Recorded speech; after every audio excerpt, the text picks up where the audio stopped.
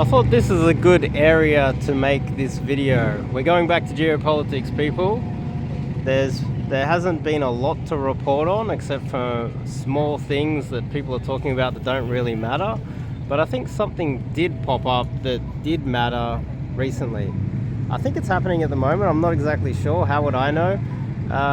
But the news reports are, and we all know how much we can trust the news reports, is that Kim Jong-un just arrived in Russia.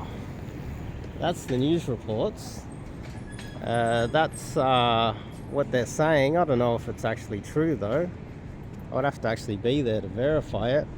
But let's just assume, and I guess maybe some of you guys could probably search it up. Let's just say the Taiwanese news, the South Korean news, the Indian news, maybe Indonesian news. If a bunch of them all agree on this one fact that Kim Jong-un has gone there, and we get some photos of him and Putin having a chat, then we can verify that this actually happened, and then we can go on to the assumptions, the speculation on why they're meeting. And guys that have been following me for a while, I've had my finger on the pulse of the geopolitics for many years, and I've always said that China really needs to get rid of South Korea before they do anything about Taiwan. And once they have defanged South Korea and Taiwan and kind of pacified the Japanese and had some sort of an agreement that they're not going to have any arguments or anything, and they're not going to fight each other in the sea, the South China Sea, then China will have the freedom to roam, which the United States has been privileged with for such a long time. But the current crop of Americans are just so stupid. They have no idea what keeps them wealthy and what keeps their nation from collapsing. So the mainstream media have always been pushing that China wants to take out Taiwan. One thing I've been saying on this channel for years, I think we're going on, since I first started talking about it, has to be a solid 5, 6, 7, 8 years, something like that. Now, this region's my region. A lot of the geopolitical experts out there that you'll be listening to, this is not their region. They specialize in Europe. They specialize in other regions of the world. This is my region. I have spent a lot of time researching this. I believe that they need to get rid of South Korea first. So, this is why Kim Jong-un going to Russia is possibly a big deal. So if you remember, and it could be a bigger deal than we might all know, it could be one of the biggest deals in our lifetimes. This could be a really big deal. So Xi Jinping and Putin, they got together and they had a chat just before the Olympics, right? And then straight after the Olympics, what happened was Russia went into Ukraine. Now what we do is we have Putin having a nice chat with North Korea, and when you think about it from a geopolitical standpoint, China doesn't want to have their hands dirty, and Russia's already been decoupled from the Western system. But you see, China wants to keep pushing the Western powers around. They are in a Cold War, and they have a lot more levers to pull than the Soviet Union ever did. Now, the ideal situation for China would be that Russia and North Korea get together to have a special military operation in South Korea. Something very similar to what's happening in Ukraine right now. This special military operation, if it is with Russia and North Korea working together, then China can claim that they have no part of it. they're not financially backing it, even though behind the scenes they are. And so the media is going to say that there's North Korean and Russian troops in South Korea attacking them, and they're not going to have a chance to blame China for that. This is what great powers do. They use the middle powers and the smaller powers as leverage and move the chess pieces around the board. Keep in mind, we're playing 3D chess, we're not playing basic 2D chess. It's a little bit more complex than that, but I would dare say that taking out South Korea, which I believe, and I have been saying, and nobody's reporting it in the media, I think that that is the propaganda in itself. I think that they need to get rid of South Korea. I've been saying it for years before they're going to do anything about Taiwan. They would have less problems having a military engagement with South Korea than they would with Taiwan, because keep in mind, even though they have a beef, Taiwanese are still Chinese. So unless it gets to the point where, just like the Russians, they have to actually invade arguably their own people, which is what's happening in Ukraine, I'd say the Chinese would like to prevent that at all costs, and a lot of Taiwanese would like to prevent that at all costs as well. And one way to make it so blatantly obvious that Taiwan cannot fight back is to take out South Korea and then start to isolate Taiwan. Next thing you know, you're in the a decade from now perhaps, and Taiwan has no choice but to succumb to the Chinese. So if the Russians and the North Koreans get together and they take out South Korea, think about it this way too. I've written many blog posts on this as well. I talk about how South Korea is taking market share in their manufacturing, not only from China but from the United States. They're a competitor to all of their allies, and they're not just a competitor in cheap manufacturing goods that can be replaced with like Vietnam or Mexico. They're a competitor with all of the important ones. If you think about how Apple's stock price is starting to slide and Apple's future is now being questioned because of their manufacturing problems with China, and they're struggling to keep their market share. When you think about that, the people who aren't buying Apple phones are the people who are buying Samsung phones, South Korean goods. When you go through the top 10 biggest exports out of South Korea, they are direct competitors to the United States and China. So whether you like to admit it or not, both these superpowers have an incentive to crush South Korea as a country. And who knows, maybe in the future turn it into another Vietnam with cheap manufacturing goods. They did it with Japan, didn't they? So, and at the moment, this is a nice area, by the way. This is all being built up.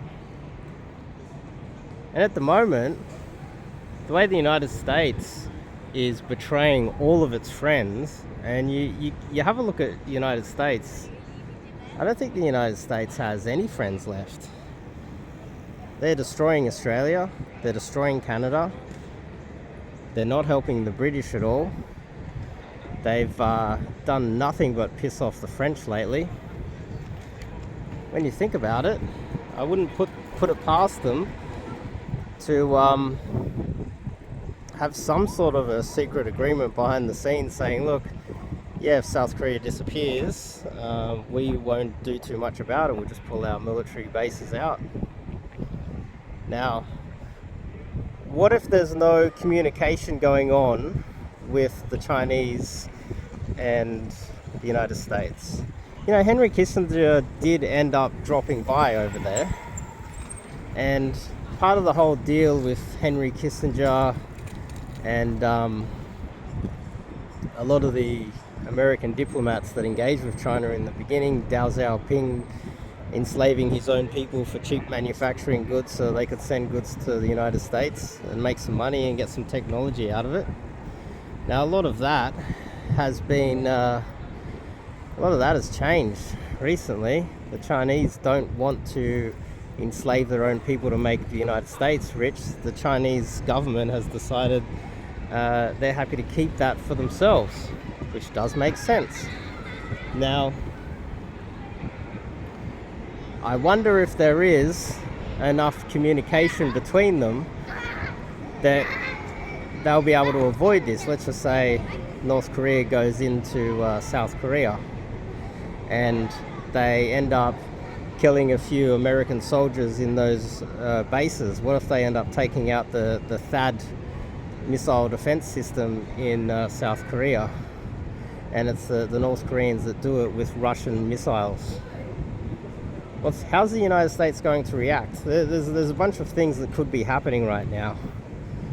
Would the United States then engage North Korea in what would be America's last war? Because there's no way America's going to be able to take out even North Korea with all those supply lines as solid as they are. Keep in mind, I reported on this channel the Lake of Chenjing. I can never say that. The Battle of Lake Chenjing. I could never say that correctly. But the most popular movie of, I think it was earlier this year or last year, in China, was about the Korean War, and it was a very patriotic movie mobilizing the Chinese people. There were almost every business in China sat their employees down to show it. They showed it in schools, they showed it in universities, and it was preparing the Chinese people for yet another conflict against the United States in Korea, I believe. That's my assumptions that I'll be throwing out there. That's my speculation. And I believe it is connected directly to geopolitics, because if they defang South Korea, which I keep saying, then they'll have a lot more freedom to roam. Keep in mind, this is Mackinder's land power theory. This is geopolitical science, by the way. I'm not spouting crap that I'm just making up. You need to take control of the landmass first before you even consider messing around in the sea. Imagine if China engaged with Taiwan, and the American bases in South Korea ended up launching on Beijing. There's a lot of what ifs there.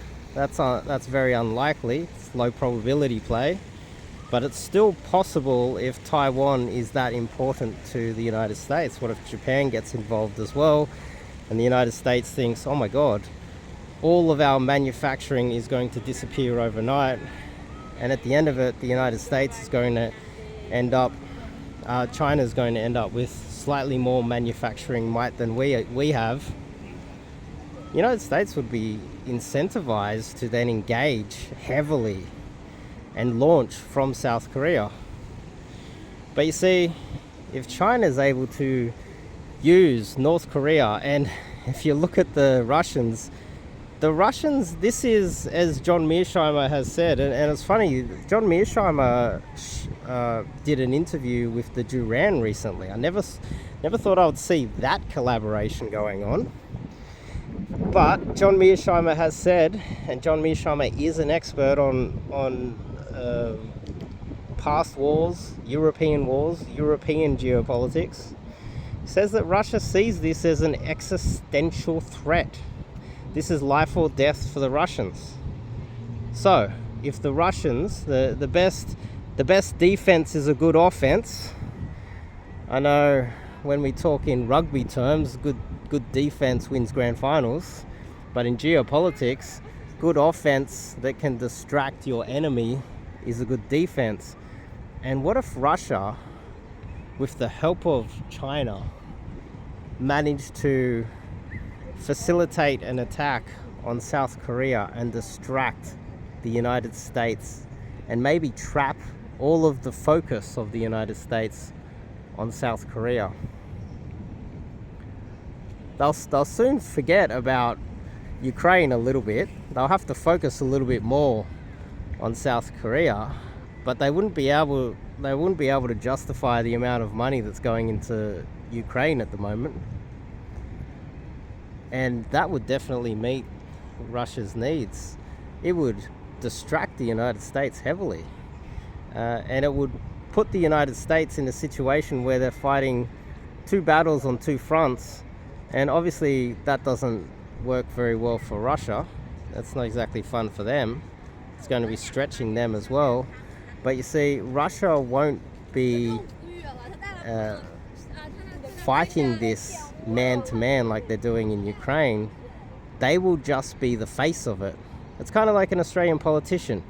You know, they pretend that they're pulling the strings, but someone's bullying them from behind the scenes that works for the United States in Washington. Russia will be the face of this. The people, the manpower on the ground fighting it, no doubt will be the North Korean men. The supply lines will be heavily fortified by the Chinese, and Russia will just be the puppet at the top, pretending that they're actually doing it when they don't really play a part in it. They might even just put out some propaganda. They might just send some Russian troops down there to try to be the face of it when they're really not. And that will put a lot of pressure on not only America, but imagine how much Australia's economy will suffer when something like that happens. You know, smart people have been talking about us getting prepared for something like this and being a little bit more self-sufficient, and we've been ignored because the government is controlled by rotten immigrants. The Aboriginals don't care. We're now being flooded with Africans that are contributing nothing to this country. And there's a lot of women dividing up the pie instead of letting real Australian Aussie battlers like myself make real decisions to invest in our long-term security. That's not going to change. Australian men are going to suffer moving forward, and Australia will become poorer over time. We're already starting to become kind of the laughing stock of Asia. Less people want to travel here than ever before. Yet our property prices haven't reflected that lately. I promise you, in the future, our property prices will reflect that. That is our only store of value at the moment. Overvalued property prices on the largest landmass in Asia. What a joke. Imagine having such high property costs in Australia when we have more land than any other country in Asia. In the past, did you know in the past, Australians, it was so cheap and easy to keep a roof over your head in Australia. Property was dirt cheap. And what we used to do is there would be the rich family in the street, which would be a normal family. You know, the father just had a higher paying job and he had some new technology like a TV. And all the kids in the street would go there to watch TV maybe once a week or once every now and then. And, you know, the value that we held was in the goods, not in the property. And what happened over the last 20, 30 years was deflation through all of the factories and the competition and globalization, and made everything cheaper. TVs became dirt cheap. Acquiring phones, laptops, massive screens, it all became dirt cheap. So that even these days you'll notice that there's homeless people walking around Sydney with 2 phones and laptops and all this high-tech goods, but they can't keep a roof over their heads. It's because the goods are cheap, but the property is expensive. We will go back to those times, but we're going to suffer from high property prices and higher prices for manufacturing if something like that happened to South Korea, because the United States isn't going to make it cheaper for us. China's not going to give us bargain basement manufacturing goods anymore. So therefore the property prices have to collapse, and the value of actual goods will have to become more expensive over time. So people don't think about these things when they get all involved in all these nightmare problems around the world, look, there's always going to be something that we need to focus on. And when we have incompetent people in government, you'll notice throughout history, I've been looking into it recently, I've been questioning everything that history tells us. You know, history is written by the winners. It's hard to tell what the truth is about our history when you really look into it. But there's one common thing a pattern that I've noticed is that countries get wealthy, they give more power to women. Women are the authoritarians. They're the ones that like to boss us around and make up stupid rules. But those stupid rules end up having police arresting innocent people over stupid rules. Those stupid rules get people killed.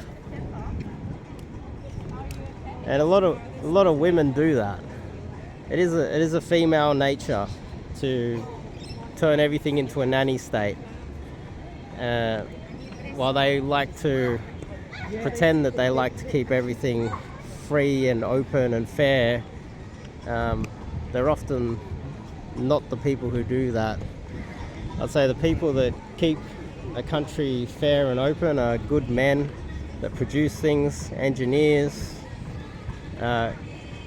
men who, when you see someone rob another person, will step in and take the law into their own hands to keep the place safe and not rely on the police, which is connected to the government.